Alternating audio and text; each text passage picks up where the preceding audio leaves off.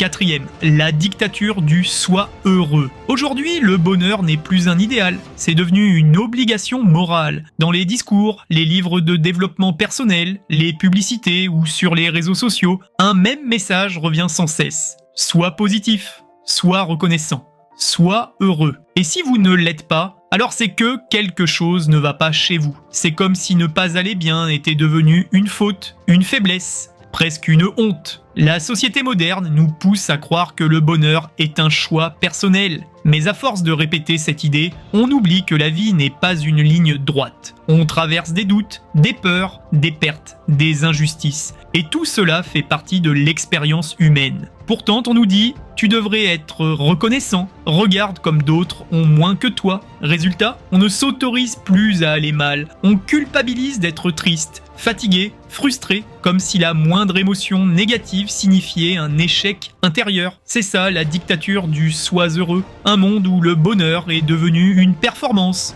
une image à maintenir coûte que coûte. On affiche des sourires qu'on ne ressent plus, on poste des moments heureux qu'on ne vit qu'à moitié, juste pour se convaincre et convaincre les autres que tout va bien. Mais ce culte du bonheur permanent crée l'effet inverse. Plus on cherche à aller bien, plus on se sent coupable quand on va mal.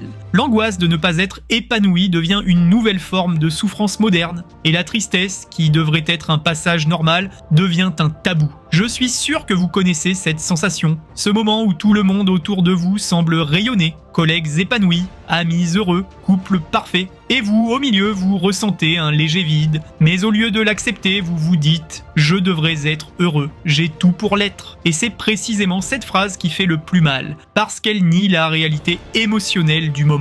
Le vrai bonheur ne peut pas naître d'une injonction, on ne doit pas être heureux, on peut simplement apprendre à être vrai. Et paradoxalement, c'est quand on accepte de ne pas aller bien tout le temps, qu'on commence enfin à goûter à un bonheur plus authentique, plus humain.